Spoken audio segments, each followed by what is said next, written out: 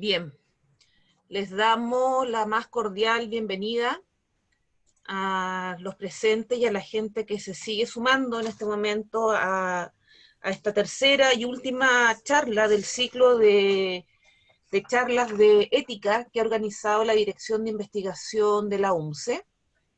El día de hoy nos acompaña en representación de la directora de investigación el decano de la Facultad de Historia, Geografía y Historia, Geografía y Letras, el doctor Jaime Galgani. Él está subrogando a Beatriz Figueroa, que es la directora de investigación, porque ella está con licencia médica. Bien, así que el decano hoy día hace los honores de autoridad de la dirección de investigación en esta instancia, y le agradecemos, ¿no?, su participación y su presencia acá. Hoy día en esta tercera y última charla contamos y nos acompaña para esta última presentación Alexis Garrido. Alexis Garrido es licenciado en Estudios Internacionales y profesional analista en Políticas y Asuntos Internacionales de la Universidad de Santiago de Chile, con formación multidisciplinaria en ciencias sociales como en metodología, economía, derecho, ciencias políticas y temas internacionales. Y además, lo que es muy relevante para esta charla, es el coordinador alterno y analista ético-científico del área de Ciencias Sociales, Económicas y Humanidades del Comité de Ética Institucional de la Universidad de Santiago de Chile. Y está encargado justamente del área de probidad científica a nivel nacional del comité, y tiene un certificado por la Autoridad Nacional de Salud en investigaciones científicas en Chile realizadas en el ser humano.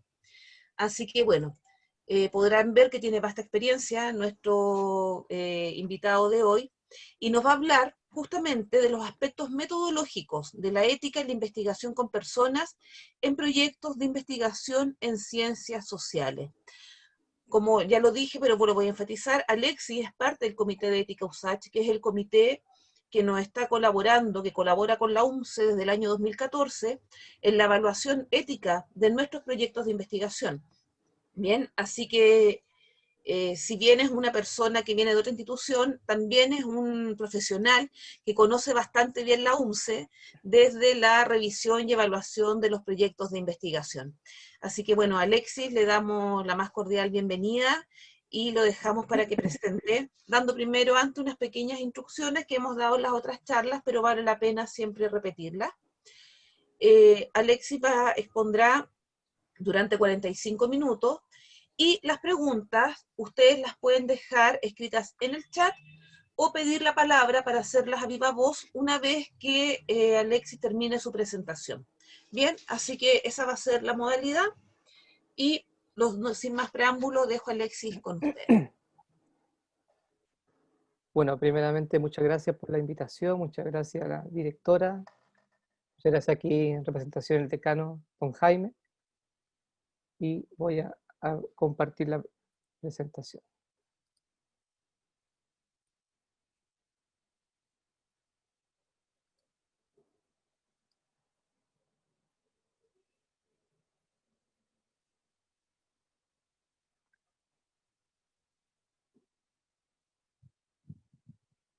¿Se alcanza a ver, cierto?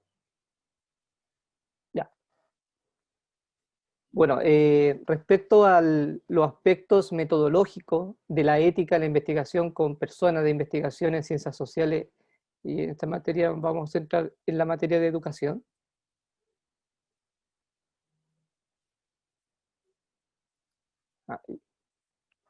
Uno de los temas que es interesante en Chile respecto a la incorporación de la bioética, pero en el ambiente de las ciencias sociales, y esto ha sido un desarrollo paulatino, que incluso en la ley 20.120, si bien inicia con un desarrollo de investigaciones clínicas, sin lugar a dudas también se incorpora en materia de las universidades, y eso hizo que la aplicación de esta ley validara una perspectiva desde las ciencias sociales, dado que dentro de la historia del desarrollo de esta formación de la ley, se incluyeron principalmente no solamente las investigaciones clínicas, sino también a toda investigación científica. Y cuando la palabra se refiere a toda, finalmente es toda, incluyendo por tanto las ciencias sociales. Y eso hizo que principalmente muchas de las universidades comenzaran a acreditar sus comités. Y algunos de esos comités acreditados no necesariamente son comités de ética en materia de investigaciones clínicas. Yo me paro desde un punto de vista desde el sociólogo Pablo Kotek, cuando establece que las ciencias sociales son como una institución. Antes para poder así enfocarme un poco, la institución es, según Douglas North, que es el padre del análisis de nuevo institucionalismo, vendrían a ser como las reglas del juego de una sociedad, o formalmente las limitaciones ideadas por el hombre que dan forma a esta interacción humana. Entonces, para Pablo Kotek, desarrolla por tanto el concepto de instituciones de las ciencias sociales, que en torno a la actividad propia de la investigación teórico-empírica, como un conjunto de prácticas textuales que van regulando la actividad al interior de esta actividad científica, que en cierta manera la propia ciencia va desarrollando, que es lo que Ibáñez plantea, un discurso de práctica legislativa, es decir, se establecen determinadas normas, conjuntos de forma de administrar estas pautas que van dando forma al proceso científico. Pero el objetivo también de las ciencias sociales es que finalmente tiene que producir un tipo de conocimiento. Y este conocimiento finalmente tiene que legitimar un orden social. En este caso sería un orden social moderno. Pero también tiene que ver con entender un poco el contexto histórico. Y ese modo histórico tiene que ver con el modo de producción que está basado en la relación social-capital, que la ciencia, así como el desarrollo del capitalismo, tiene también su punto de origen, que el punto de origen, si bien hay procesos de experimentación, pero principalmente parten con pequeños ámbitos de experimentación, que bajo esa lógica no se podría llamar como un método como tal, sino que a través del tiempo se empezó a mejorar esos tipos de métodos. Bueno, como hay un primer momento de acumulación originaria, que es lo que plantea Karl Marx. De igual manera, hay un momento instituyente, que es este momento de experimentación del conocimiento, más que nada un conocimiento precientífico. Posterior, ese modo de producción capitalista de igual manera van a generar quien detenta el capital. También de esta manera se va a desarrollar tipos de discursos de práctica legislativa que van a formalizar los discursos del método científico. Estamos hablando que en un contexto donde la corriente filosófica es la tecnificación, hay un proceso histórico de un contexto de revolución industrial. Y por último, todo ese desarrollo científico desarrolló también, así como el desarrollo capital, desarrolló una forma jurídica. Y esa forma jurídica, como la vemos en la constitución actual de corte liberal, que se establece la propiedad privada como una norma ya establecida. También hay un proceso de la institución como ciencias sociales, que es el etos civilizatorio basado en la racionalidad. Hay un primer momento también de experimentación, aquí está la foto Marie Curie, que es una profesora investigadora en física y en química, que comenzó a hacer estudios, obviamente no con toda la información, estaba desarrollando, razón por la cual posterior ella fallece por un cáncer. Entonces, a lo que voy, que existen procesos, los primeros momentos en el sentido de la experimentación. Y posterior se desarrolla finalmente un método científico que está validado más que nada por una comunidad de experimentadores, que en este caso son los discursos de práctica legislativa.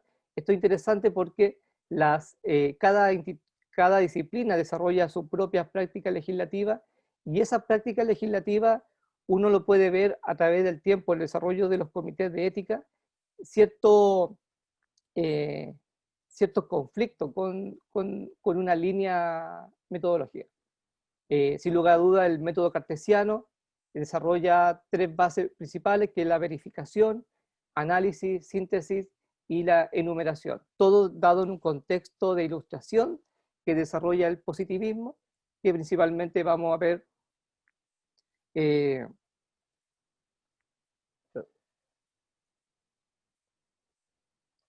donde se va a centrar en aparte de la técnica, también tiene que ver con analizar fenómenos objetivos. Y el fenómeno objetivo es tanto evitar que el investigador tenga cierta familiaridad y analice un fenómeno objetivo como tal. Pero finalmente toda esa corriente filosófica, el empirismo, todo el desarrollo del método científico y los primeros momentos de experimentación llevó a que finalmente esa forma jurídica se instalase obviamente en el 2006 con, con la ley 20.120, y esa forma jurídica, tanto las universidades o centros de estudios, incorpora en cierta manera el desarrollo de la ética, pero también de la investigación. Y ahí uno de los 7 principios de Ezequiel Emanuel, en que plantea sobre la validez científica. Y esto es importante porque gran parte existen ciertos conflictos entre el comité científico de un departamento o de una comunidad epistémica, pero también existe también cierto proceso de conversación, proceso de diálogo con los comités éticos científicos respecto que en cierta manera se mejora un poco la validez científica, porque el gran debate es si los comités de ética se tienen que involucrar en la validez científica. Y la respuesta de la experiencia del comité y de la experiencia que yo he visto es que finalmente una mala ciencia finalmente no es ética. Entonces sí se tiene que verificar un proceso de esa validez científica.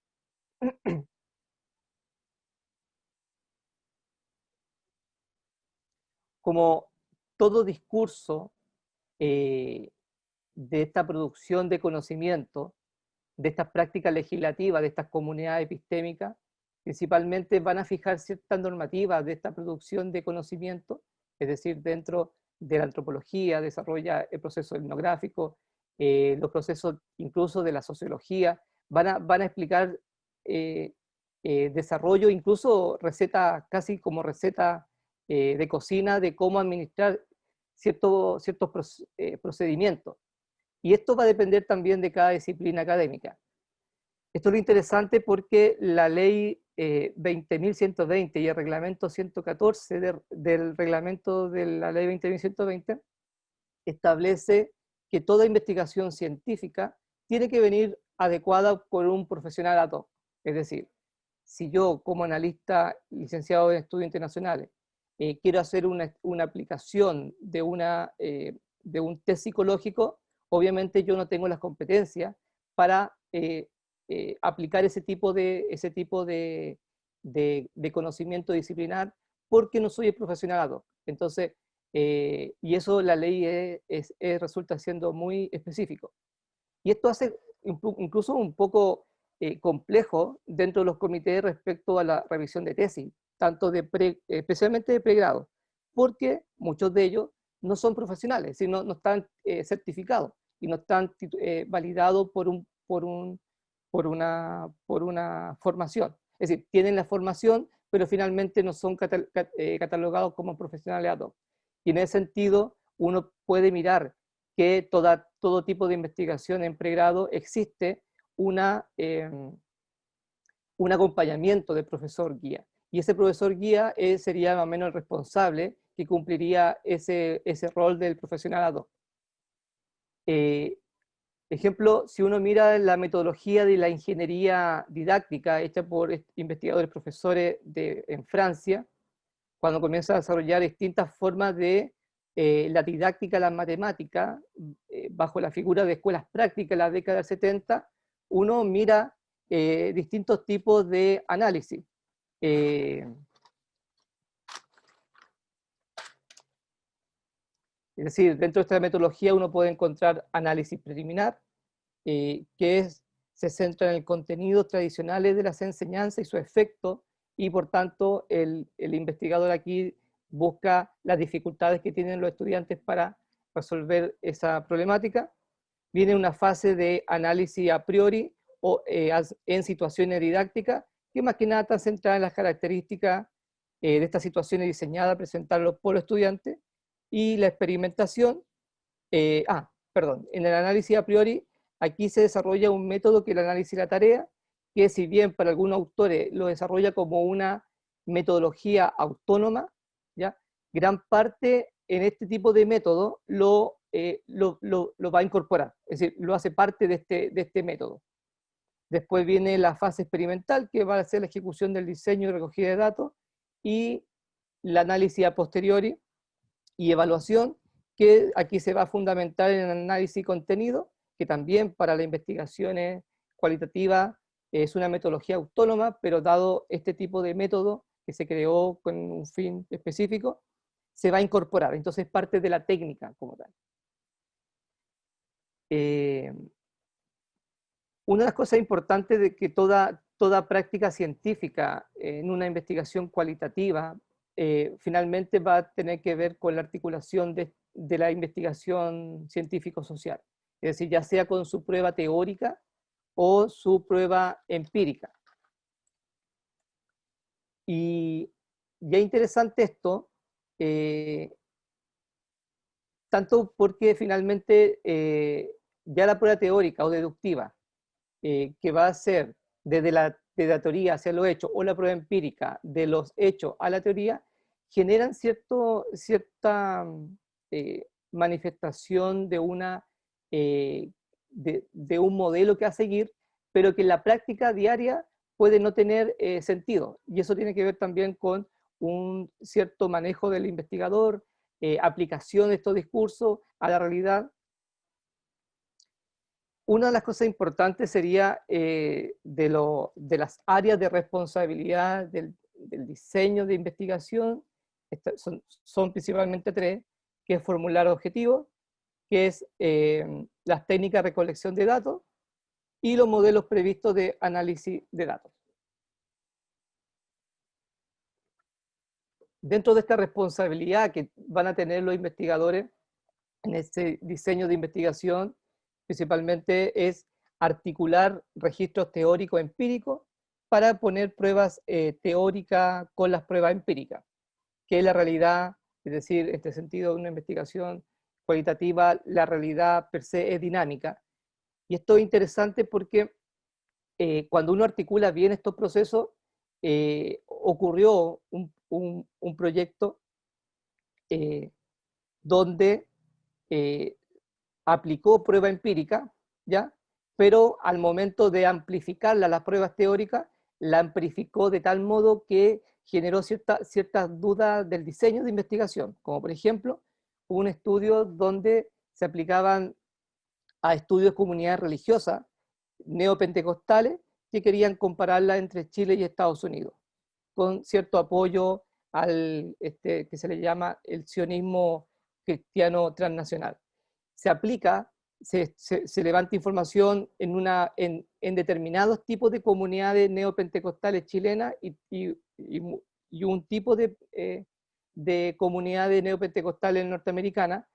El tema que finalmente el desarrollo de esa investigación, cuando se le hace seguimiento, uno ve que la persona amplifica prácticamente como que si todo Chile o si todo Estados Unidos tuviese ese tipo de desarrollo de manifestación teórica.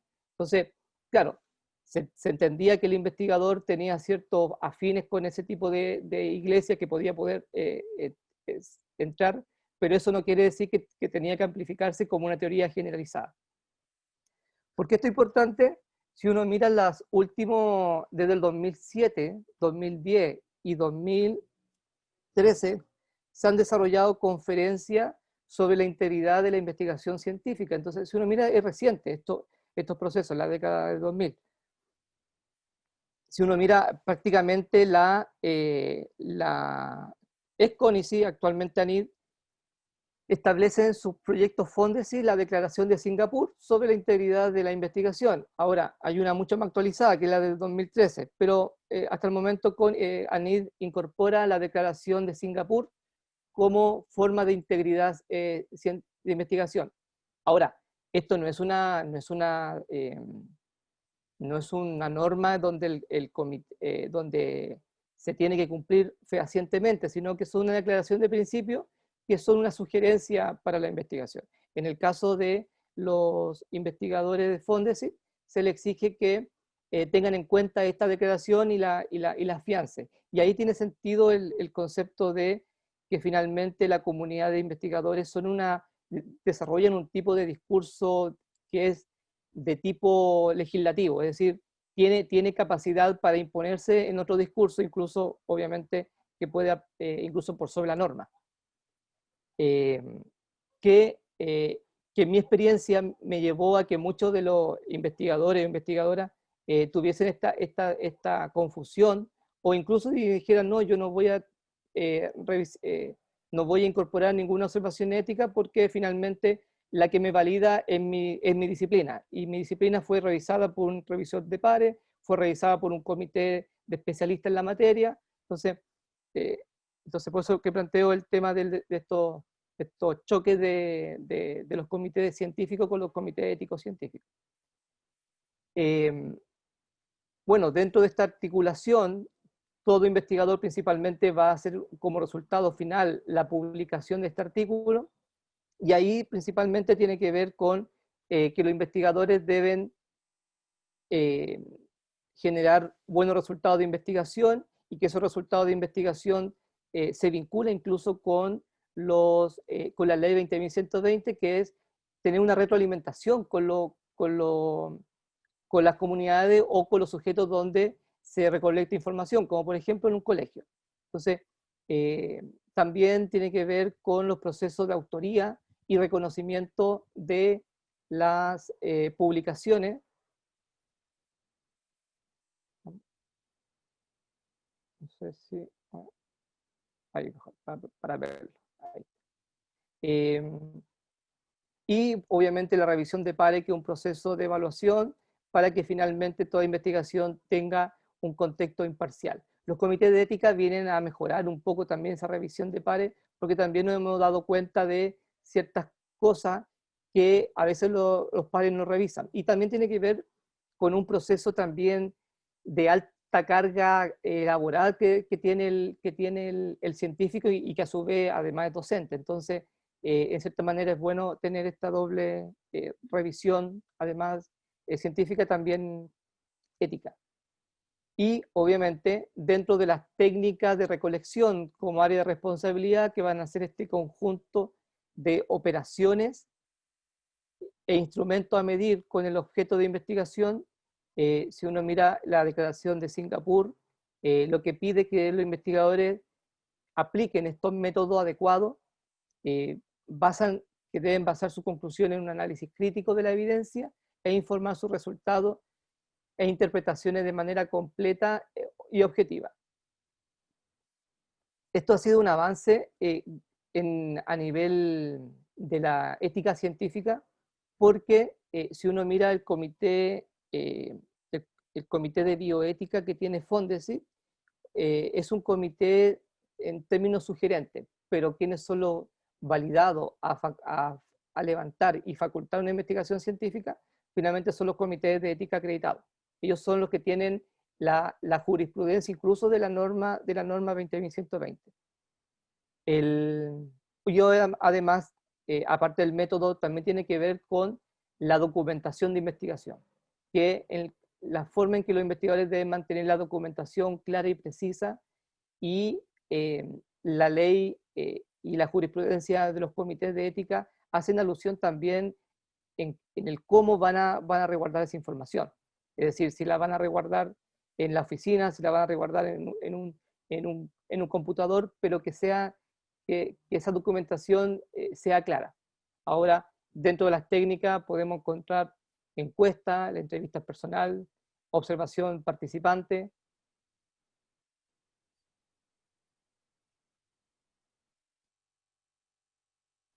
Otra área de responsabilidad de investigación tiene que ver con estos modelos previstos de análisis de datos, que va a ser el procesamiento de estas unidades de información generada.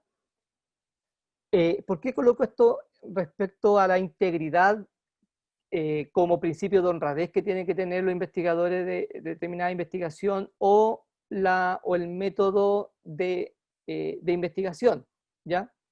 Que además tiene que ser adecuado, obviamente? Es porque cuando se recolecta la información y además vienen los procesos de análisis de datos, una de las cosas que yo me he dado, que uno revisa, porque generalmente uno tiene la facultad o el privilegio de revisar distintos tipos de investigaciones de distintos tipos de disciplinas. Entonces, claro, hay algunas disciplinas que son mucho más estrictas, que cumplen protocolos, que cumplen estas prácticas discursivas, estos procedimientos. Otras, dada su formación, no la llevan bien o tienen cierto defecto, como por ejemplo, me ocurrió en una investigación, estamos hablando de investigación con financiamiento público, cuando se le pregunta sobre si van a hacer entrevistas, ¿por qué no incorpora el procedimiento de la transcripción? Y después del procedimiento de transcripción, el proceso del análisis de contenido. Entonces, uno se lleva la respuesta, se lleva la sorpresa que la respuesta de esta persona fue, bueno, yo principalmente me coloco el audífono, escucho la grabación y determino qué frase utilizo en el artículo. Y con esto sería un buen modelo, entonces uno plantea, si ese sería un buen modelo de análisis de elección al azar por conveniencia, sabiendo que las técnicas de entrevista analizan cierto contenido subjetivo, que además tiene la investigadora y que además analiza una subjetividad que está ya inserta en los sujetos. Entonces, eso hace también, obviamente, uno, repensar un poco la formación de esa disciplina o la falta de equipos de pares evaluadores o procesos donde se incorporen un trabajo más en conjunto. Cabe considerar que, que la ciencia es una práctica que se valida en una comunidad científica. Es decir, el científico o el investigador o investigadora no es un ente aparte de la sociedad. Es parte de una sociedad, pero también tiene que validar ciertos procesos en comparación con otros países, en comparación con otras poblaciones, con otras localidades, y eso obviamente está determinado por ese contexto. Entonces, validar un proceso sin una rigurosidad específica de transcripción incluso puede tener un problema ético, dado que se le puede sacar de contexto a la persona. Entonces, muchas veces, ejemplo, la entrevista en profundidad, se establecen ciertas fronteras donde requiere tener más una, le da permiso que la persona pueda romper un poco de su conflicto y pueda hablar un poco más. Entonces, y ahí se requiere que el investigador sí o sí manifieste que esta parte va incorporada en su artículo o si está bien la transcripción frente a procesos que son más complejos. Entonces, en especial cuando se pregunta temáticas que puede estar vinculado con la privacidad de la persona. Bueno, finalmente hay dos tipos de investigaciones, de social de discurso y social etnográfica. Tanto la social de discurso, vamos a encontrar las entrevistas semiestructuradas, grupos de discusión, los grupos focales o encuestas, que se van a enfocar en datos de tipo colectivo u opinión, que van a ser microconversaciones de intercambio de posiciones colectivos respecto al opinante. En cambio, las investigaciones de corte social etnográfica, que pueden ser historia oral o etnográfica, se van a centrar en datos específicos de tipo de comunidad del contexto, es decir, relatos testimoniales situados en un contexto. ¿Ya? Bueno, aquí coloco en rojo la palabra cumplimiento de las normas dentro de la Declaración de Singapur, que los investigadores o las investigadoras deben tener conocimiento de las normas y políticas relacionadas con la investigación y cumplirla. Mi experiencia en esta materia es que no necesariamente el investigador o la investigadora conocen todas las normas o políticas relacionadas con la investigación. Es decir, si uno parte el origen de la ley 20.120, gran parte de los comités, incluso de los debates que yo anteriormente cuando partí este proceso, incluso como becario, uno puede encontrar que se centraban solamente en la ley 20.120, pero también habían leyes relacionadas, ejemplo, la ley 19.628, que era datos privados. Habían otras legislaciones que, ejemplo, estudios dentro de empresas donde había el derecho a propiedad. Entonces, había que en cierta manera no ser tan riguroso específicamente, sino también mirar la amplia gama de normas que un investigador debe cumplir. Entonces, y ahí las asesorías en ética vienen a complementar incluso el trabajo científico, incluso evitar futuras demandas judiciales.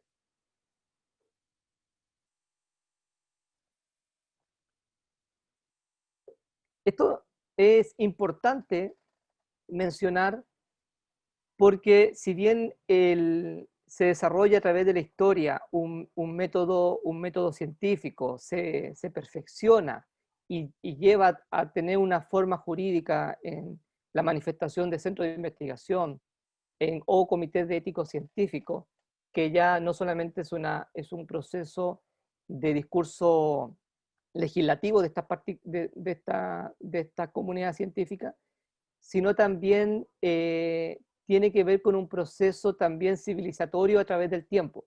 ¿Por qué lo digo? Porque a través de la historia de la humanidad han habido personas que fueron consideradas no humanos. Ejemplo, las comunidades, los indígenas en el siglo XV en los procesos de conquista en América Latina, que prácticamente son procesos de invasión, ¿ya? O personas que van a perder su condición condición de humanos. Si uno mira la historia, las personas esclavas, ejemplo Estados Unidos a través de su Carta Magna de 1789, cuando establece los principios y que también una cosa importante de que elimina la esclavitud por norma, ¿ya?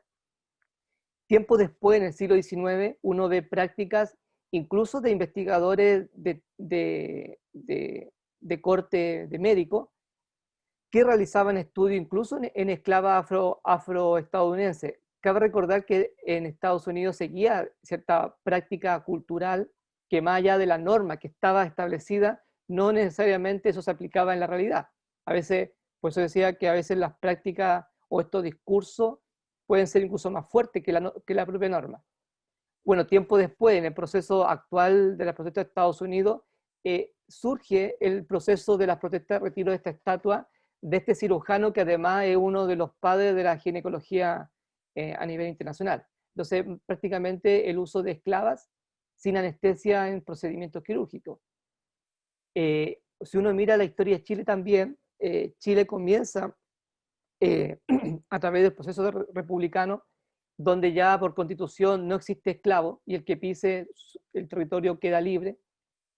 Y ese está incluso se mantuvo en la última constitución del 80. Entonces, se desarrollan también estas prácticas como una fuente formal del derecho, que puede ser la jurisprudencia, los principios del derecho, los tratados internacionales, es decir, finalmente después de la Segunda Guerra Mundial, ya la humanidad estableció de que se requieren establecer fuentes escritas del derecho y fuentes formales para poder regular incluso prácticas que van en contra de la ética. Incluso ya en ese periodo uno puede ver que las personas privadas de libertad, en Estados Unidos gran parte de los experimentos clínicos eran hechos con prisioneros de las cárceles estadounidenses. Ahora, imagínense los procesos de otros tipos de investigación. En estos tipos de años consideren que Estados Unidos y gran parte de los países de la superpotencia, la Unión Soviética y Estados Unidos, comienzan a hacer una serie de investigaciones de corte de control mental. Si uno mira, y esos estudios estuvieron vinculados en materia de seguridad del Estado. Entonces, imagínense que para investigaciones sociales o experimentaciones psicológicas, prácticamente no eran considerados porque en el ámbito clínico usaban a los prisioneros como conejillo de India. Ahora, en la antigüedad en Europa eso se hacía. El que caía dentro de una prisión prácticamente quedaba al arbitrio de la persona que estaba dentro. Ahora, tiempo después, se desarrollaron una serie de normativas después de la Segunda Guerra Mundial, donde se estableció incluso la Declaración Universal de Derechos Humanos. Es decir, si bien una persona puede caer porque se descubrió o los tribunales establecieron que fue parte de un delito, a esa persona se le priva de libertad. Y la única derecho que se le priva a esa persona, hombre o mujer, es la libertad.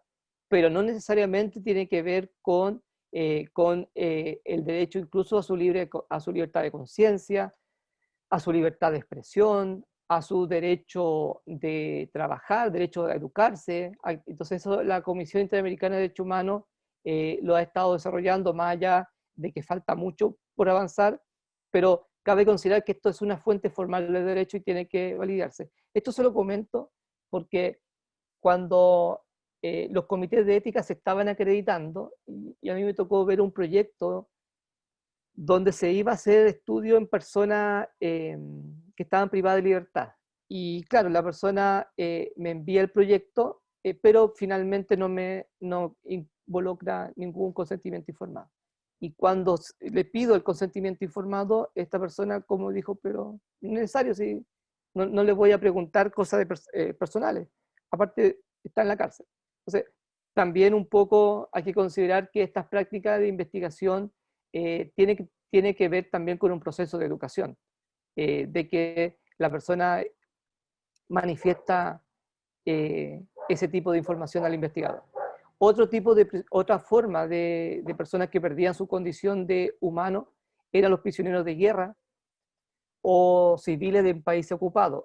Y esto fue el origen, obviamente, del origen de las investigaciones éticas científicas respecto a los experimentos nazis que realizaron en la Segunda Guerra Mundial, pero que no solamente uno piensa que son los judíos, porque gran parte se vincula, pero también los nazis o los médicos nazis también hicieron uso de experimentación con rusos, con polacos, con gitanos, incluso con sus propios alemanes discapacitados por esta idea de la raza aria que quería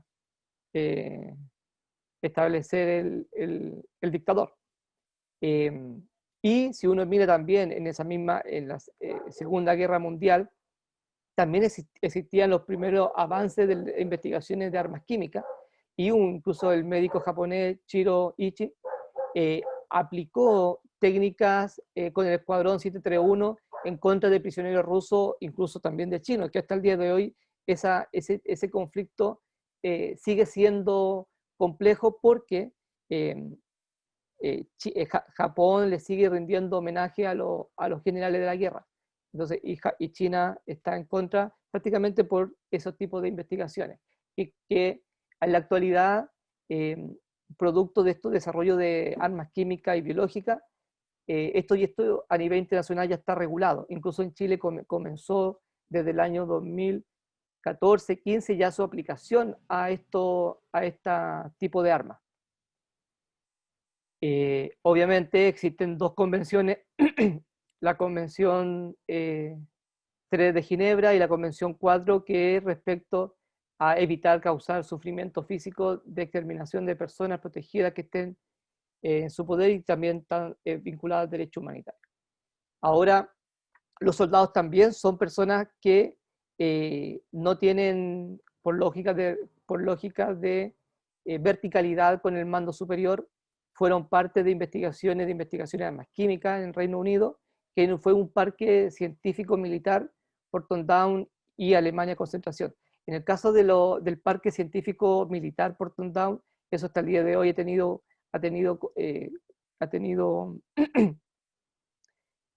manifestación sobre el uso de muchos de estos soldados que después de terminar la guerra comenzaron a tener problemas médicos. Ahora, ¿por qué es importante esto? Porque finalmente la Declaración Universal de los Derechos Humanos de 1948 se establece ya oficialmente a nivel internacional y después los países la incorporan en sus legislaciones, que es la doctrina del consentimiento informado. Que cada vez que alguien quiere investigar o quiere hacer algo, me tiene que pedir permiso a mí, en el sentido de, porque finalmente en estos periodos vino un periodo del control de los cuerpos. Otro tipo de personas que perdían sus condiciones o quizá no consideraban humanos, dado porque no le preguntaran, es decir, principalmente no le preguntaban los papás, que eran los niños con discapacidad psiquiátrica. En Estados Unidos se realizaron estudios en la década del 50, pero si uno lo mira más en Chile, una de las razones que la ley 20.584 de los deberes, derechos y deberes de los pacientes, de que se prohibiera hacer investigaciones en niños con discapacidad psiquiátrica, era porque se conoció, no se conoció, se le informaba a determinados parlamentarios que en Chile se hacían investigaciones sin el consentimiento incluso de los padres. Estamos hablando de experimentación en discapacidad en esta materia. Esto es interesante porque cuando uno revisa los estudios, como por ejemplo estudios de la locura, que es una línea específica de investigación en las ciencias sociales, gran parte obviamente de los investigadores comenzaban a hacer estudios que le preguntaban directamente a personas con discapacidad importante a nivel psiquiátrico. Entonces ahí obviamente uno comienza a desarrollar cierto ordenamiento jurídico de cómo se está normado, más allá de la práctica legislativa de estas comunidades científicas. Obviamente, dentro de la fuente del derecho a nivel internacional, se establecieron la regulación a estos tipos incluso de personas. Y a nivel nacional, respecto a los menores de edad, ejemplo, todos los sistemas de reparación o sistemas de residenciales como el CENAME o los centros de internación provisoria, semicerrado o régimen cerrado del CENAME, también ocurrió un caso particular. Es decir, yo revisé un proyecto en materia de una funcionaria que estaba realizando estudios con ellos, y claro, cuando ella quiso amplificarlo a una investigación científica, ella me decía, no, si yo no necesito ninguna certificación ni de la directora de estos centros, ni de los menores, porque ellos están bajo un régimen semicerrado o de internación.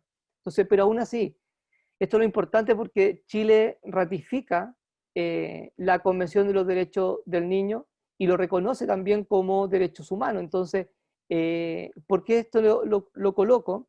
Porque generalmente en este tipo de población tendían, en ámbitos de ciencias sociales, tendían a no aplicar un asentimiento informado a los menores de edad. Y incluso, hablando de en las primeras épocas de los comités acreditados, incluso antes, consideré que la ley 20.120 estaba operando. Y recién en el 2014 comienzan su proceso de acreditación. Pero en general tendían a no considerar los menores de edad y prácticamente quedaban al arbitrio o del profesor o del investigador. Otro tipo de personas que tendían a no ser consideradas humanas, incluso por mucho tiempo, y es porque también a nivel internacional se estableció una fuente formal del derecho respecto a la doctrina del descubrimiento de la corona española, que obviamente es una doctrina internacional bien eurocentrista, en donde consideraban que los indígenas, uno, no eran sujetos de derecho, ¿ya? Y por tanto no eran considerados humanos. Esto fue un debate incluso con sectores de los jesuitas en América Latina que vinieron para acá. Pero un poquito, el perrito.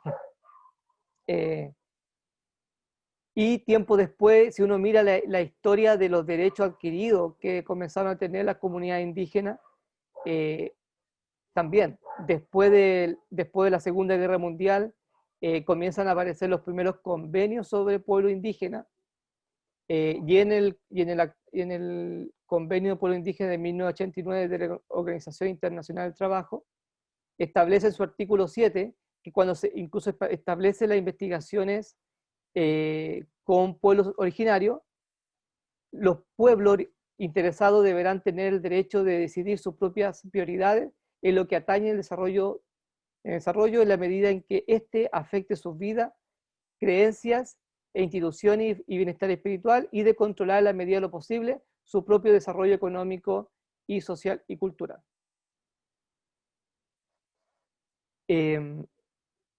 A propósito de los sujetos de investigación, niños, niñas y adolescentes, dado que tiene, está ratificado por Chile como una fuente formal del derecho,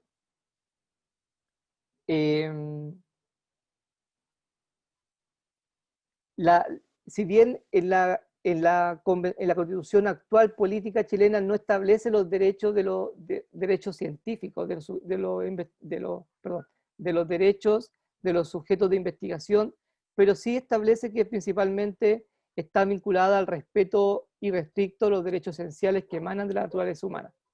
¿Ya?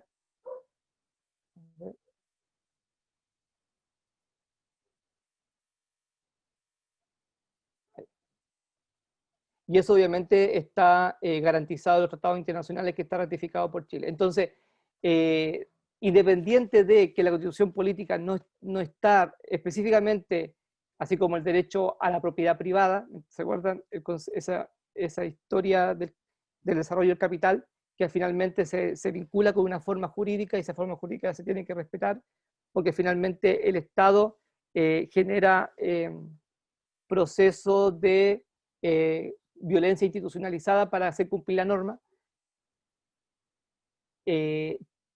Todo Estado parte en ese sentido de los derechos niños tiene que ver con la libertad de pensamiento, de conciencia y de religión. Entonces, en ese sentido, no necesariamente cuando un padre dice yo quiero que mi hijo participe de una investigación, pero si finalmente el niño no quiere participar, está en su derecho, incluso está bajo la forma del texto ratificado por Chile, de respetar la libertad de pensamiento, libertad de su conciencia, incluso de expresión de su expresión libremente todos los asuntos que afecten al niño. Ahí.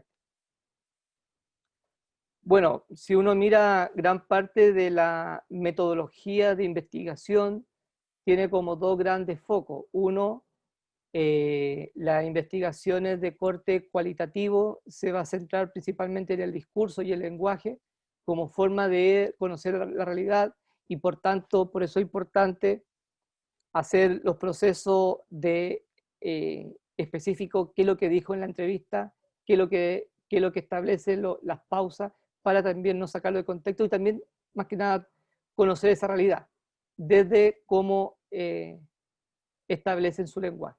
Y ahí hay distintas técnicas de historia de vida, entrevistas semiestructuradas, entrevistas de profundidad, que prácticamente se van a centrar en la dimensión subjetiva del sujeto. Y la técnica de la encuesta, que se centran en estudios de método cuantitativo, y su forma, su unidad principal va a ser la variable cuantificada en una tabla de valores como una forma de conocer la realidad.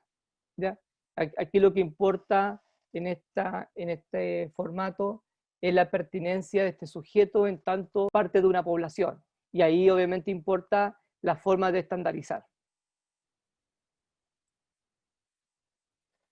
A propósito de la pandemia COVID-19 que ha afectado los procesos incluso de encuesta presencial, llevó a que la encuesta, la técnica de la encuesta sea cada vez más de forma digital, dado con un fin de resolver, es decir, mantener el distanciamiento social, pero si uno mira, esto ya era parte de los procesos científicos, pero no sé, incluso desde los comités, esto no era un tema muy cotidiano, pero dado el contexto de la pandemia, hizo, particularmente en mi caso, centrarme en esta materia de cómo se debe regular un poco o cómo se debe centrar la ética de la investigación en los test de actitudes. Perdón, en la encuesta que se aplica. En especial, se ocupa mucho dentro de las mismas tesis de pregrado, posgrado, incluso de investigaciones, Google Formulario. Ahora, hay algunos software que presentan estos tipos de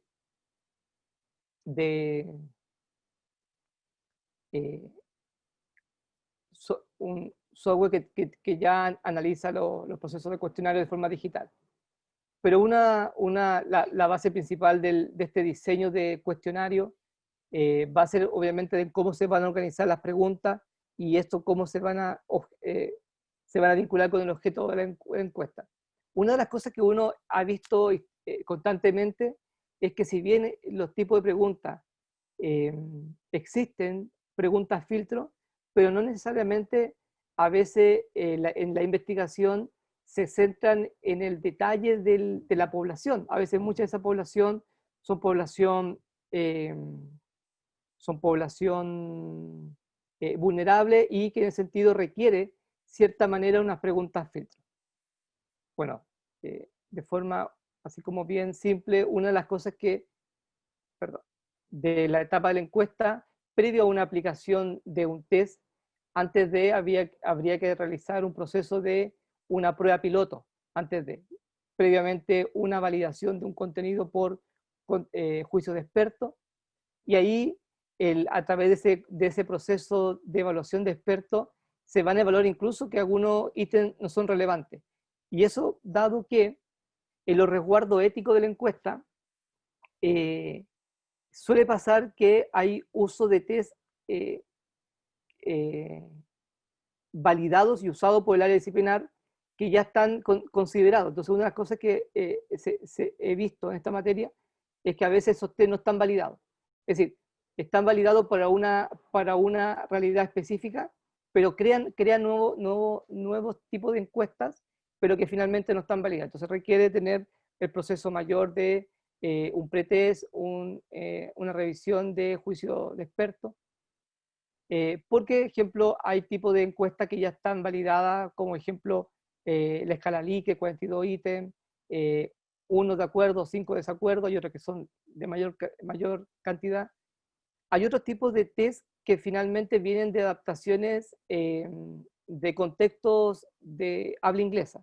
Ahora, uno tiene que considerar de que traducir bien al idioma castellano, pero también esas preguntas ven la pertinencia de esa particularidad sociocultural. Recuerdo de un proyecto donde se quería aplicar una encuesta sobre el consumo y literalmente querían aplicar una encuesta con las mismas preguntas que estaban aplicadas en un contexto europeo. Y claro, en el contexto europeo tenían gran cantidad de consumo de alimentos que en Chile prácticamente lo consumen los sectores altos, es decir, socioeconómicamente de mayor recurso. Entonces, claro, esta encuesta estaba vinculada a una población de clase media, clase baja.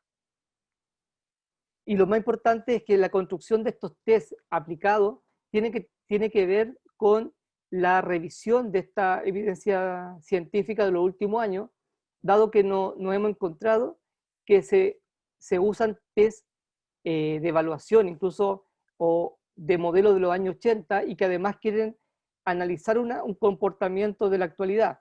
Entonces, y frente a eso uno se centra en esa materia. Ahora actualmente gran parte de las encuestas que se están haciendo por el concepto de la pandemia han habido enmiendas a los proyectos y se están aplicando ahora, en vez de cuestionario presencial, cuestionario online. Existe en la tradición, voy a decir, como informática, del concepto de la firma electrónica como un simple clic. Es decir, cuando uno ve el WhatsApp, o cualquier programa que uno quiera descargar, uno lee las condiciones de uso y política de privacidad. Entonces, generalmente las personas tienden a no leer esto, ¿ya? No lo leen. Tienden a aceptarlo así como tal. Y claro, y no saben qué es lo que aceptaron. Incluso muchas pueden colocar que esto sí y esto no quiero que aparezca. Entonces, estas condiciones de uso, si bien gran parte de la encuesta se coloca como un clic, como si he leído y he entendido la regla, es decir, he leído el consentimiento informado o no. Entonces prácticamente la persona que no lo entiende no acepta. Ahora, y ese proceso ha sido un avance, porque cuando uno se centra en la forma, en las fuentes formales del derecho, no solamente en los discursos legislativos de las comunidades científicas, sino en la ley 20.120, uno establece que toda investigación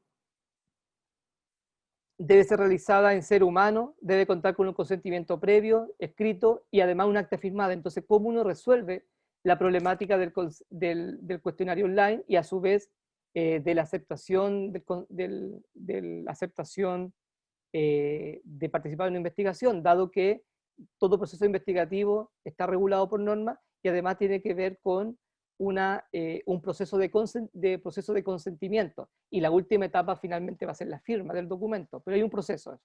Entonces, para salvaguardar un poco, este último tiempo se ha establecido como aparte del simple clic de participar y después se pasa, si se lee el consentimiento y después se pasa a la encuesta, de informar la gama de alternativas sobre los procesos de consentimiento informado online, su firma y remisión de documento por medio electrónico. Es decir, la persona coloca puede solicitar a este correo el acta, el consentimiento extenso para que usted lo pueda leer en detalle, porque si uno mira, generalmente los tipos de consentimiento escritos tienden a ser, en encuesta tienden a ser más cortos, para poder capturar la atención de que va a contestar la encuesta. Pero así también la persona tiene derecho, por ley, de pedirlo. Me refiero de tener otras gamas. Y eso implica que si mi formato de pedir información sea por medios digitales, también que la forma de que me faciliten toda la documentación también tiene que ser por el mismo medio. Esto porque, si uno lo vincula con la ley 19.628, esto yo lo he encontrado cuando varios investigadores me dicen, no, yo no voy a hacer, esta encuesta es rápida, así que necesito la aprobación del comité, porque yo no voy a preguntar para temas en materia, temas sensibles o temas complejos, sino que son información que no son sensibles. Eso es lo que me dicen. Pero hay que considerar que también por ley existe la ley 19.628 que establece el tratamiento y la confidencialidad de estos datos, que son personales o sensibles. ¿Ya?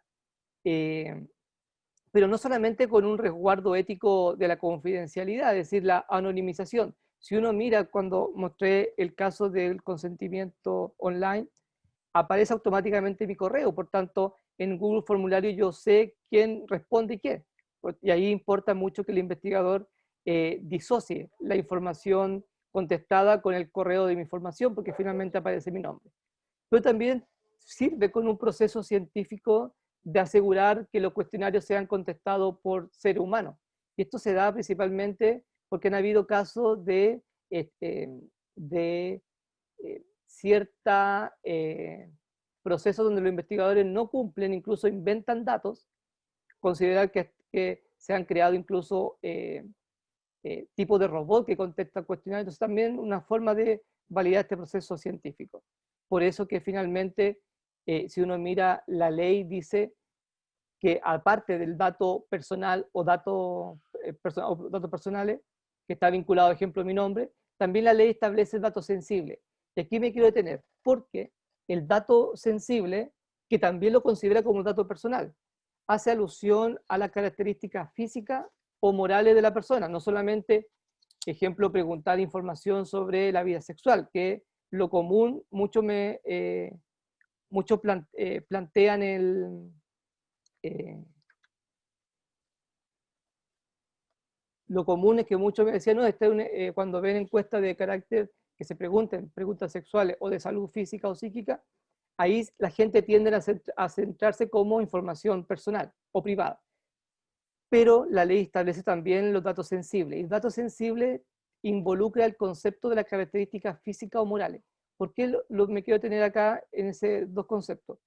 Las características físicas o morales vienen del derecho civil y establece a las características físicas, finalmente se refiere a las personas físicas, de carne y hueso, el ser humano. Aquel obviamente que va a tener obligaciones en su calidad de humano. Y ahí no solamente está el nombre y el apellido, que uno piensa, no le voy a preguntar el nombre, sino también está vinculado con el domicilio y también con el estado civil. Y en el estado civil, dentro de las características físicas del derecho civil, establece no solamente la relación, obviamente, si la persona es casada, soltera, ¿ya? Pero se tiende a mirar con esa lógica, sino también tiene que ver con la relación filial y esa relación filial obviamente con la familia y los miembros que la compone están vinculados al concepto de nacimiento, nacionalidad, edad y sexo, ¿ya? Así porque no sepan que solamente es nombre solamente. También está incluido ese tipo de preguntas. Entonces, si alguien pregunta información sobre mi nacionalidad o mi edad y sexo, también está dentro de esta categoría y en virtud de la norma 19.628 es deber del investigador realizar un tratamiento específico a esa información y resguardarla y después eliminarla, después de un tiempo, ¿ya? Dado que en Chile esa norma tiene rango constitucional, ¿ya? Aparte de la confidencialidad, la intimidad, entonces puede ser acusado en esa materia. Y además suele pasar que hacen estudios de corte económico y le preguntan sobre los niveles de sueldo que tiene la persona. Y también me dicen que eso no es información privada. Sí, bajo el concepto de características físicas, sí es una información personal y por tanto debe ser mantenida en esa reserva. Y obviamente las características morales tienen que ver principalmente con con la persona moral, que son las personas jurídicas. Ahí estamos hablando de instituciones de corte público-privado, como ejemplo los colegios. Ejemplo, si uno mira los mitos, si estas preguntas son o no de índole privada, si uno mira, no, yo solamente voy a hacer que me hable sobre su género, si es hombre, mujer u otro, entonces, claro, es el mito, pero finalmente sí estaría bajo esa categoría, dado que está en la categoría del estado civil de características físicas, ¿ya? Y obviamente cuando ven estos tipos de preguntas, automáticamente la persona, sí, esto es una pregunta sensible porque se enfoca la pregunta abajo en materia en materia de la vida sexual de la persona.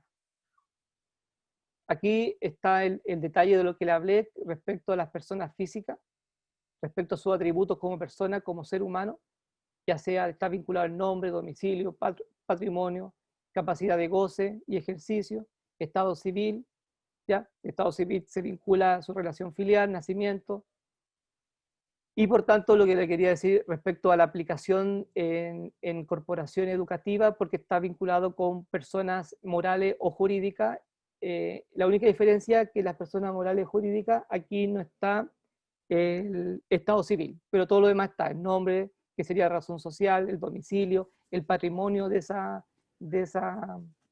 corporación. ¿Por qué lo digo esto?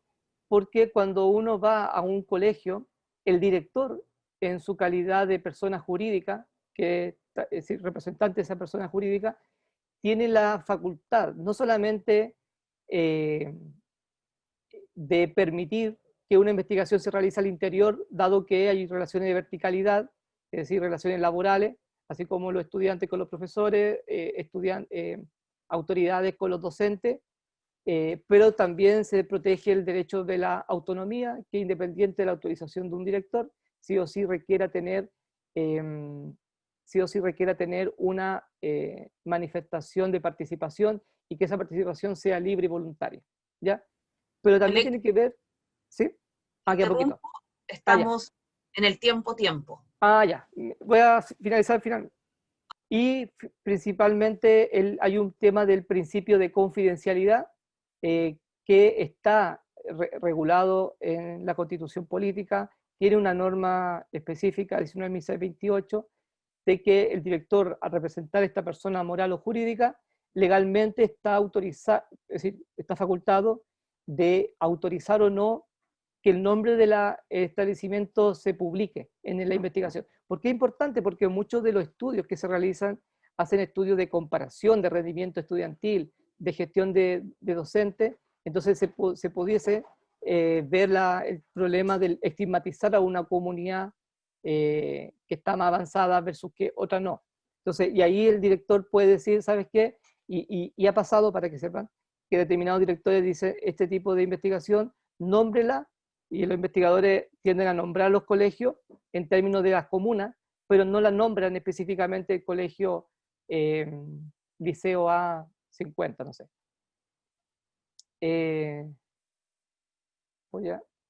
Voy a centrar esto último y aquí termino, que tiene que ver con las investigaciones cuando hay doble función entre el investigador y el docente, que genera cierto tipo de conflicto de interés. ¿Por qué es importante esto?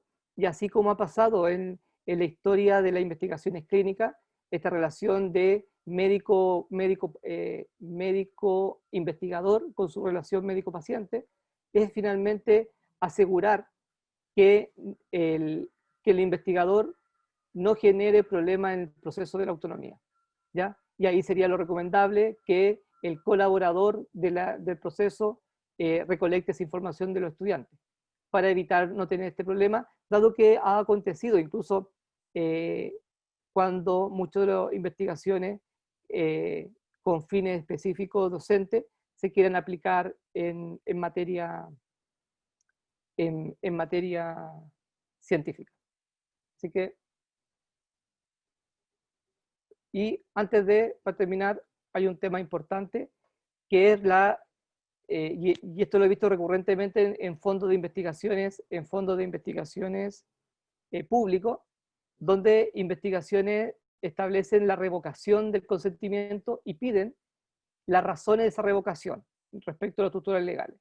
Bajo la ley 20.120, que regula la investigación científica, establece que la persona, tanto el menor de edad o como el tutor legal, los padres tutores, pueden retirar al niño o retirarse la persona, pero sin dejarle explicaciones. La ley nunca dice cuál es la razón. Entonces, eso hay que considerar que los procesos revocatorios, la autonomía es tal que se respeta en la ley 20.120 y en la historia del proceso de autonomía, dado por la historia de investigaciones científicas que van en contra de la ética, incluso legalmente, que incluso ese proceso sea sin dar explicaciones.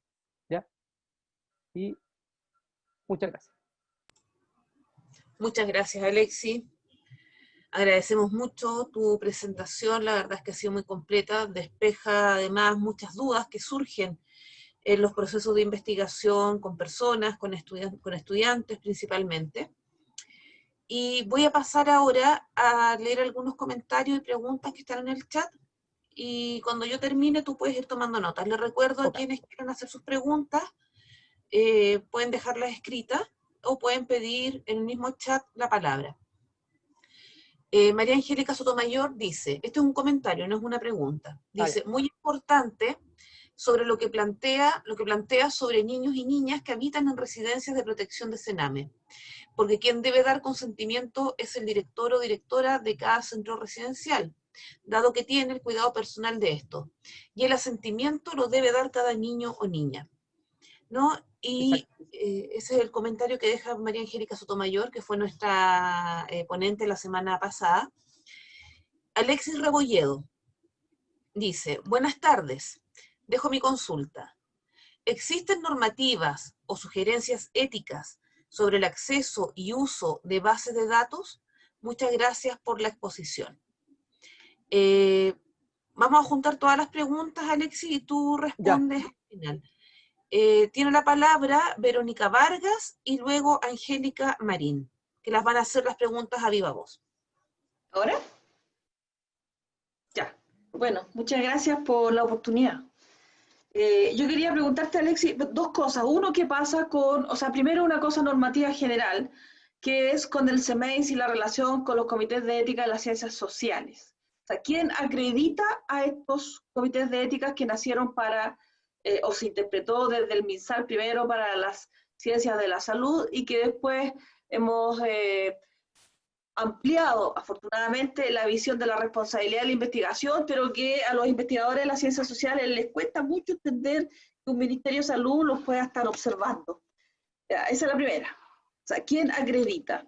Después la segunda, no sé si te la hago al tiro toda o... ¿Sí? Sí, ya. Después la segunda tiene que ver con los estudios que son poblacionales y que son de responsabilidad social de los ministerios.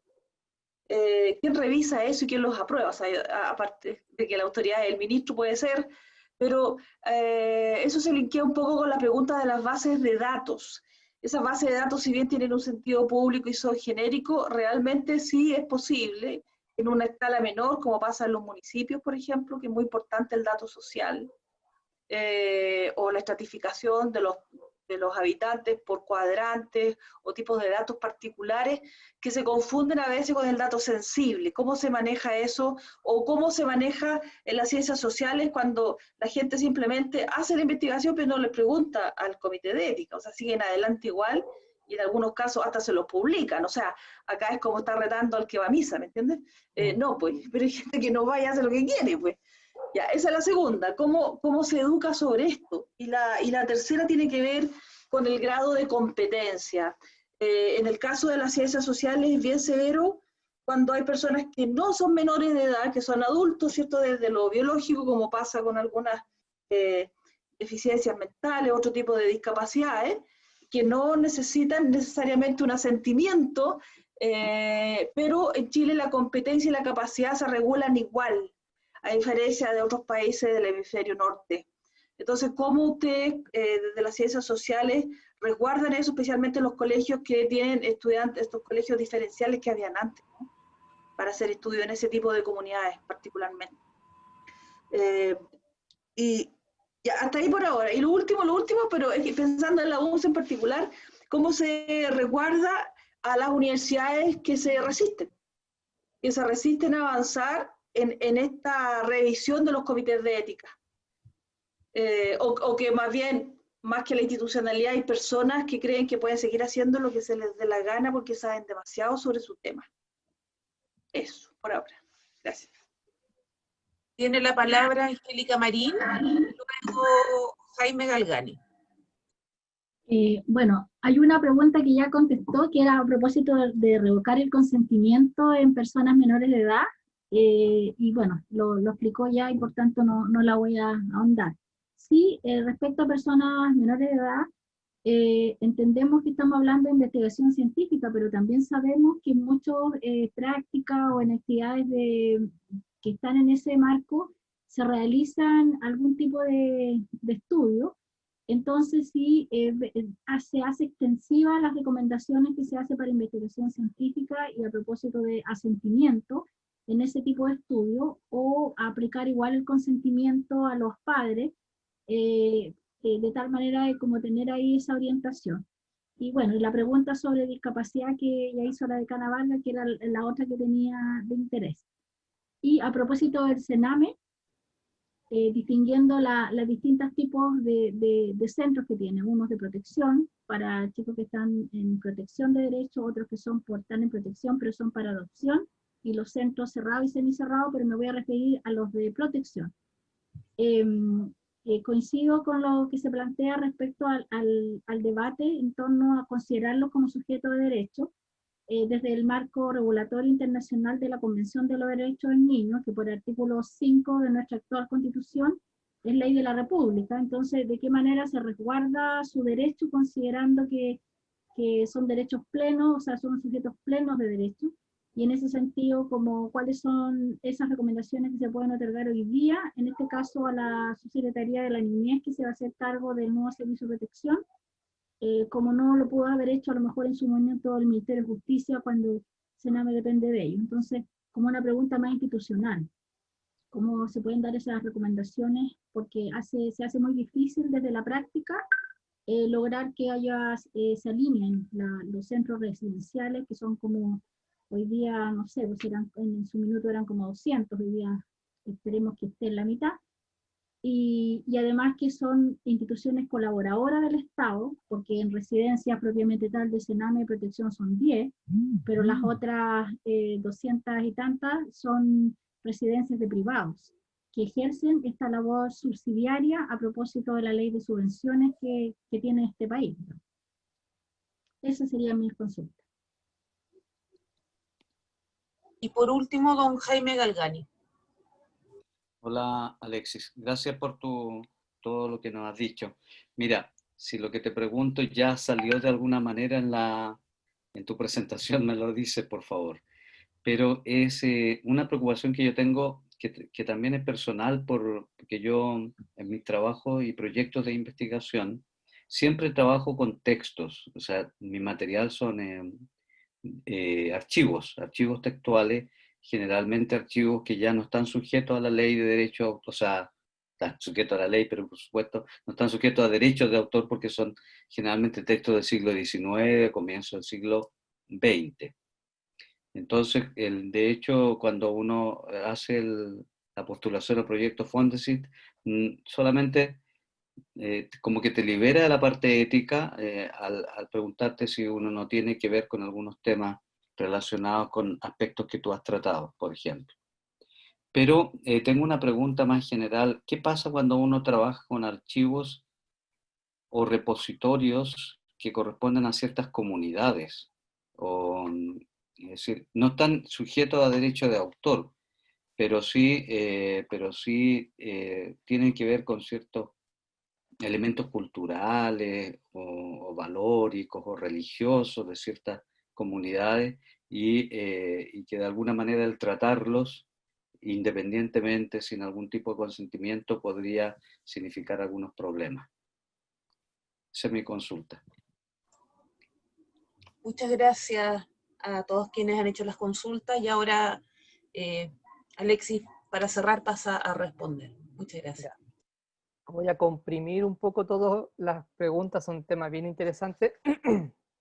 Respecto al tema del uso de las bases de datos, esto es un proceso evolutivo que yo lo veo más con los comités, con los comités vinculados a las ciencias sociales o quizás al interés que uno tiene en materia digital. Pero gran parte, si bien las instituciones son las que tienen la base de datos y el director finalmente la que la facilita, el investigador al tener estas bases de datos pasa a ser también casi como en categoría también responsable. Mi experiencia, ejemplo, recuerdo de una investigación vinculado al Ministerio de Educación y le facilitaron una base de datos y lo interesante, esa base de datos salía hasta la dirección, teléfono de las casas. Entonces, y ahí obviamente no había cuidado incluso de la propia institucionalidad de anonimizar, como dice la ley, o disociar y entregarle los datos más estadísticos. Pero no, le facilitaron toda la información. Todo. Ahora, puede ser que, dado que el carácter de investigador, la persona le facilitó toda esa información, pero si uno mira, por ejemplo, la ley de transparencia, ahí establece específicamente qué determinados tipos de información tiene que ser manejada y divulgada. Por ejemplo, no sé, información de un ministerio que publica algunos datos y está en la página web, por tanto el director estableció que esos datos son públicos. Pero muchas veces se establece, mi experiencia es que no, los directores de los establecimientos públicos tienden a no definir estos tipos de información reservada, incluso la informan, es decir, la entregan como tal. Y ahí obviamente sería como propiamente tal un proceso de enseñanza, de aprendizaje y enseñar al investigador de que tiene que mantener la anonimicidad de esa base de datos. Y ahí es función del investigador. Generalmente, y ahí también establecer quién va a tener acceso a esa información. El estudiante, el colaborador, ¿quién? Es decir, puede ser que el investigador establezca el vínculo, anonimiza y le entrega a la base de datos para ser analizada. Pero en realidad no hay una relación, incluso recuerdo que una institucionalidad específica se le enseñó un poco de filtrar un poco las bases de datos que realizaban los investigadores, pero que finalmente quedaban en manos de la institucionalidad. Entonces también un poco, salvaguardar un poco, claro, dado porque muchos de esas bases de datos nacen de investigaciones de académicos. Entonces, pero también es bueno que ese tipo de investigaciones de bases de datos importantes, anonimizadas, pueden ser también entregadas a la institucionalidad como una forma para poder tener acceso a estas bases de datos. Estoy pensando como ejemplo el Museo de la Memoria. El Museo de la Memoria se creó como una base de datos de mucha gente que entregó en el periodo después de la dictadura de información. Y ahora, en vez de ir a preguntar directamente a una persona, uno puede ir y analizar ese fenómeno a través de esos documentos. Respecto sobre el tema del proceso de acreditación de los comités y si los comités vinculados a las ciencias sociales, si deben estar o no regulados por el MinSal. El tema es que el origen de la bioética nace desde la relación médico-paciente. El tema que el desarrollo de la institucionalidad chilena se basó yo lo puedo decir como en dos almas, una alma de investigaciones biomédicas y una alma de investigaciones científico-social. Y en eso uno puede ver que muchas de las universidades se acreditaron, incluso se acreditaron con comités de carácter integral, no solamente comité de medicina, también hay comités de filosofía, comité de las ciencias sociales, comité de humanidades, pero es un proceso que yo creo que es un marco, así como el concepto de práctica discursiva, que a través del tiempo se van a instalar. Claro, porque gran parte del fenómeno de las investigaciones sin el consentimiento de las personas, con judíos, con polacos, con rusos, de los nazis, claro, afectó y por tanto se reguló esa materia.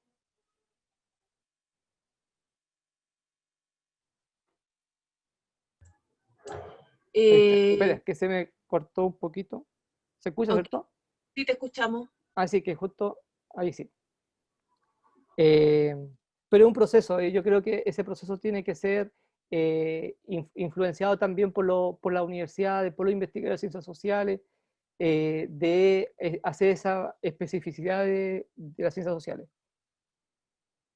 Respecto de las bases de datos que son revisados por los ministerios, mi experiencia tiene que ver con que muchos de los procesos de investigación que ha tenido un proceso también continuo de autoeducación, incluso de educación entre las partes, entre comités de ética y los investigadores, que a propósito se adjudican fondos, por ejemplo, en el Sename, o se adjudican fondos en educación, y levantan base de datos y a través de ese proceso uno va educando, es decir, es la forma más propicia de educar. Respecto a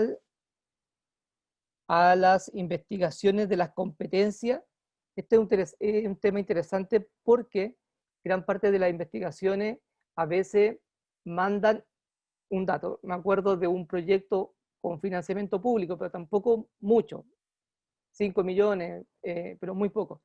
Quería recopilar, quería levantar encuestas en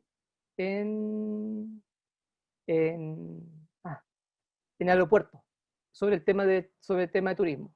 Y claro, y el investigador colocó 3 requisitos para que los encuestadores, muchos de ellos estudiantes, uno, manejo de inglés, francés o una tercera lengua, entonces pidió demasiado, y además recolectar información casi de 1000 encuestas, y hecho por estudiantes. Entonces la pregunta era si el estudiante que todavía no estaba formado como tal, tenía la capacidad para ir y levantar encuestas de casi de 1000, y además el proceso de criterio de inclusión, que además manejase 3 idiomas.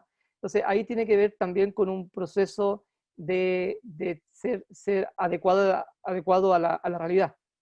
Y ayer obviamente el comité establece que finalmente ese tema, o el investigador contrataba a una consultora externa, pero de que los estudiantes hiciesen ese trabajo no correspondía. Este es el tema, así que la resistencia a los comités de ética de respecto a que las universidades comiencen a resguardar estos procedimientos. Esto es un proceso igual como fue los procesos de investigaciones de la profesora María Currier en física. Es decir, partió un proceso experimental y después cada vez más se empezaron a desarrollar prácticas legislativa dentro de la comunidad científica, y después de esas prácticas se establecieron normas, y esas normas los comités comienzan a aplicarlas. Pero es un proceso que yo creo que va a ir dándose en el tiempo. Uno no veo que la ética se debe imponer a través de la fuerza, sino que a través del diálogo. Hay un proceso de entender incluso de que esa persona es parte, como los niños, dentro de bajo protección o bajo régimen cerrado, son también considerados sujetos de derecho. Esto lo hago mención por funcionarios que practicaban así. Estoy hablando de funcionarios que, entre comillas, uno puede decir, bueno, el funcionario está en conocimiento de toda la legislación. No necesariamente. Y ahí hay un tema de un resguardo también, de un proceso de hacer esa transferencia de esa investigación. Ahora, el año pasado yo escribí un artículo respecto a la institucionalidad en bioética. Y a mi entender es que Chile desde 2006 en adelante comenzó un proceso de institucionalizar la ética o la bioética, y la bioética, si bien en el sentido estricto médico-paciente, pero también hay una ética en el sentido amplio, de extender determinados criterios. Incluso los criterios de la ética de Ezequiel Emanuel son mucho más potentes que incluso la ética corporativa, que está relacionada con la lógica ganancia o costo. Y respecto a los materiales archivos, ejemplo en biblioteca, que ya han pasado casi 100 años, prácticamente son datos, prácticamente patrimonio del país, patrimonio de la humanidad, así que en ese sentido no... Y claro, y lo interesante es que uno, como bien dice el decano, existen repositorios de archivos que son de comunidades, incluso comunidades religiosas, comunidades laicas, que se están haciendo últimamente desde la historiografía, de reconstruir ese espacio de las poblaciones, de los pobladores, de cómo fue. Y ahí uno puede ver, claro, la lógica sería uno también tener el cierto cuidado y el permiso de esa comunidad. Así como las comunidades indígenas operan con lógica comunitaria, también las comunidades de poblaciones operan con lógica de comunidad. Y en ese sentido es responsabilidad de pedirle esa responsabilidad al investigador que le facilite ese diálogo con la encargada, porque uno no sabe qué tipo de información se va a encontrar en esos documentos, y que puede incluso afectar. Ejemplo, recuerdo en especial de los estudios de guerrillas chilenas en el periodo de la dictadura, y comienzan cuando el Estado de Derecho de Chile vuelve a restituirse en Chile, y comienzan a haber investigaciones de procesos de atentados, de crímenes, incluso de lado a lado. Uno puede pensar de que la persona facilita ciertos datos, y ocurrió que muchos de los investigadores comenzaron a pedirle información sobre el nombre real de esa persona, y ahí el comité de ética tiene que manejar una cierta reserva y exigirle al investigador que haga una reserva de esa identidad, porque tiempo después recuerdo de una de las personas, no recuerdo si Frente Patriótico Manuel Rodríguez, se mantuvo en reserva hasta que él abrió un pequeño almacén, y al final la persona fue a comprar y le preguntó el nombre, y así se supo de esa persona que estuvo fuera de la justicia, hasta que la actividad de la justicia hizo la investigación y lo tomó detenido. Entonces, ahí ojo, porque muchas de esas comunidades cristianas o comunidades de pobladores manejan información incluso de los procesos locales, incluso que la justicia está haciendo investigaciones. Tenemos una última pregunta, vamos a hacer una excepción, se le vamos a dar la palabra a la decana Verónica Vargas, y les pedimos tanto a Verónica como a Alexis que sean sintéticos porque estamos en el tiempo de cerrar. Gracias. Ya, muchas gracias por la consideración, Anita. A ver, esto es bien corto, y qué bueno que sea la última pregunta, porque tiene que ver con lo que sigue, casualmente, tiene que ver con el futuro. Y la pregunta de Alexis, ¿qué pasa con las ciencias sociales y la investigación relacionada con la innovación tecnológica. Yo he escuchado con preocupación a investigadores ilustres de otras universidades del Estado diciendo que no existe ninguna responsabilidad en las consecuencias sociales que puede generar la investigación en el ámbito de las ingenierías o en el ámbito de la innovación, porque también puede ser innovación en otros ámbitos de la ciencia, porque la innovación en sí misma es un fin, ¿no? Entonces ahí las ciencias sociales, ¿cómo se aproximan cuando existe una amenaza razonable respecto a los productos de dichas innovaciones o de dichas investigaciones? ¿Cómo nos paramos ahí? ¿Y cuál es la responsabilidad de las instituciones del Estado de resguardar y avanzar hacia el control de esas investigaciones? No con el propósito de frenar el desarrollo, pero sí así como lo hicimos con la contención del genoma humano, cómo podemos ahora también limitar o resguardar lo que podría ser el transhumanismo. Eso es, Alexis. Gracias, Anita. Interesante pregunta. Me voy a lo más, a un caso y después me voy a un caso internacional. A nivel internacional, recuerdo de un proyecto que se adjudicó de un fondo específico de un ministerio, donde querían realizar un software para identificar cierto comportamiento de bullying. ¿Ya? Eso estaban realizando. Y finalmente, la forma en que fue escrito el proyecto planteó el concepto de eliminar el bullying, así como la innovación implica la eliminación del 100%. Es casi como uno dijera las políticas antidroga, la guerra contra la droga, vamos a eliminar la droga de por sí. Entonces, claro, uno mira ese tipo de proyectos y principalmente uno mira desde las ciencias sociales, hay procesos que son reflexivos, entonces uno no llegase a resolver una problemática, entonces crear ciertas innovaciones con la esperanza de que va a eliminar un cierto tipo de comportamiento es casi ser iluso. Entonces, ahí implica también una base de ir adecuando también esa mirada de